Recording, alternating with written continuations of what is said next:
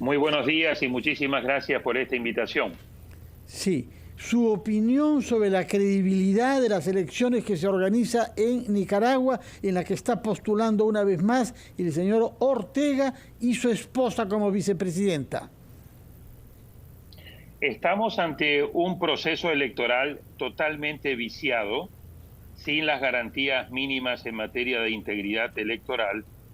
Por lo tanto, nosotros hemos calificado, como también lo ha hecho la Unión Europea, el Parlamento Europeo, el gobierno de Canadá, el gobierno de Estados Unidos, varios gobiernos de América Latina, ante una farsa electoral que va a tener lugar este domingo 7 de noviembre en Nicaragua, en la cual el dictador Ortega, junto con su esposa, que va como candidata a la vicepresidencia nuevamente, Murillo, Rosario Murillo, están queriendo crear y establecer una dictadura familiar.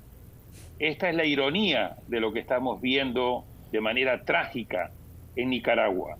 42 años después de que Ortega, junto con otros compañeros de lucha, en el marco de la derrota que se le infligió a la dictadura somocista en 1979, ese guerrillero que puso fin a esa dictadura familiar de los Somoza, hoy está construyendo con su esposa y sus hijos otra dictadura familiar en Nicaragua. Ahora, señor Sobato, si uno ve los ejemplos de la historia en el mundo y específicamente en América Latina, empiezan normalmente con una revolución y una reivindicación para terminar con la centralización del poder y se convierten en dictaduras. Esto es lo que ha pasado con Nicaragua y ha pasado antes en el caso de Cuba, en el caso de Venezuela.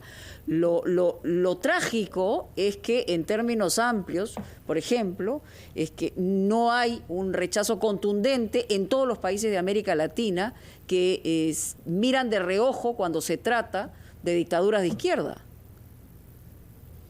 Coincido totalmente con su análisis y eso es lo que le agrega a esta tragedia que se está viviendo en Nicaragua mayor dolor y mayor preocupación. Lo que nosotros venimos insistiendo desde Idea Internacional y de otras instancias, entre ellos la Comisión Interamericana de Derechos Humanos, que acaba de publicar la semana pasada un informe donde pone en evidencia la gravísima situación en materia de derechos humanos. Cabe recordar también que hace tan solo 3 años y unos meses, con el estallido social que tuvo lugar en Nicaragua en abril del 2018, el régimen dictatorial de Ortega Murillo asesinó a 328 manifestantes, la mayoría de ellos jóvenes. Crímenes de lesa humanidad en la terminología de la Comisión Interamericana de Derechos Humanos que todavía siguen impunes. Y esa es la tragedia. Pese a todo lo que estamos viendo de consolidación de una dictadura enfrente de nuestras narices, que se fue degradando a lo largo de 14 años, desde el regreso de Ortega al poder en el año 2007 a la fecha, pese a todas las atrocidades que esta dictadura ha venido cometiendo, todavía seguimos viendo una actitud pusilánime, de desidia, de cobardía de parte de muchos de los gobiernos de América Latina que miran a la realidad con un doble ojo. Es decir, este no es un tema, venimos insistiendo nosotros, entre izquierda o derecha. Esto es un tema que tiene que ver entre dictadura y democracia. Y quienes no condenen al régimen de Ortega Murillo, lamentablemente, más allá de su color político, están optando por apoyar una dictadura. Señor Sobato, buenos días. En su análisis ustedes justamente hablan, y esto para tener una idea, para que la gente tenga una idea clara de la situación que se vive en estos momentos en Nicaragua, en el sentido de que el gobierno incrementó medidas para limitar la participación política y el ejercicio de las libertades fundamentales. ¿Cuáles fueron estas medidas que justamente limitaron la participación política? Muy buena la pregunta. En nuestro informe que nosotros también publicamos la semana pasada entre Idea Internacional, el Observatorio Ciudadano Nicaragüense Urnas Abiertas y el Centro de Estudios Políticos y de Gobierno de la Universidad Católica Andrés Bello de Venezuela, nosotros señalamos dos ámbitos. Uno, todas las restricciones y graves violaciones que hay en el ámbito de la integridad electoral.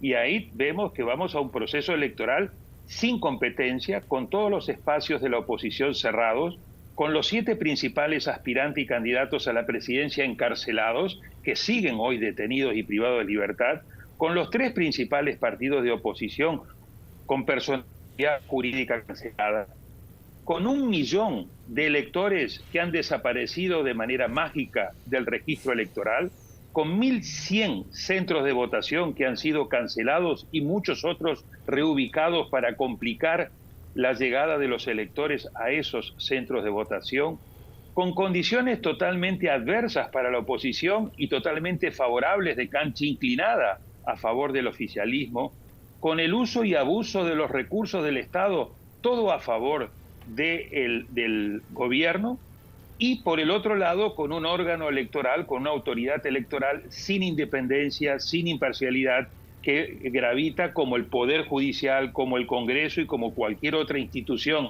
en Nicaragua bajo la órbita de la dictadura de Ortega y Murillo. Muchas gracias entonces por sus explicaciones, señor Sobato. Nos apena oír lo que nos dice, pero no nos sorprende. Nos ha dicho que estamos ante una farsa electoral y la constitución de una dictadura familiar que llevará a un gobierno de facto cuando se instale el presuntamente, inevitablemente elegido Daniel Ortega y su esposa como vicepresidente. Muchas gracias y muy buenos días.